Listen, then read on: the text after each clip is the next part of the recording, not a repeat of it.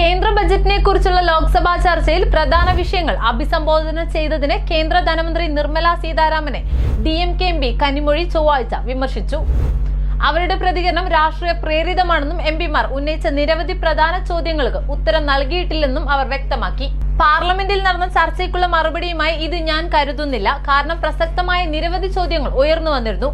എന്നാൽ ധനമന്ത്രി യഥാർത്ഥത്തിൽ പ്രത്യേക സംസ്ഥാന സർക്കാരുകൾക്കും മറുപടി നൽകുകയും അത് വളരെ രാഷ്ട്രീയമാക്കുകയും ചെയ്തിരുന്നു. ഉന്നയിച്ച പല വിഷയങ്ങൾക്കും അവർ മറുപടി നൽകിയില്ല. അതേസമയം 144 വർഷത്തിനു ശേഷം നടക്കുന്ന മഹാകുംഭമേളയ്ക്ക് സർക്കാർ ഒരു ഫണ്ടും നൽകിയിട്ടില്ലെന്ന് സമാജ്വാദി പാർട്ടി മേധാവിയും മുൻ ഉത്തർപ്രദേശ് മുഖ്യമന്ത്രിയുമായ അഖിലേഷ് യാദവ് ആരോപിച്ചു. ധനമന്ത്രി സീതാരാമന്റെ മറുപടി തികച്ചും നിരാശാജനകം എന്ന് revolutionary socialist party MP NK Premachandran വിശേഷിപ്പിച്ചു. ഞങ്ങൾ ഉന്നയിച്ച മിക്ക പ്രശ്നങ്ങൾക്കും ഉത്തരം ലഭിച്ചിരുന്നില്ല. സംസ്ഥാനത്തിലുള്ള വിഹിതം സംബന്ധിച്ച് അവർ നൽകിയ പ്രസ്താവന വസ്തുതാപരമായി ശരിയായിരുന്നില്ല എന്നും എംപിമാർ ആരോപിച്ചു.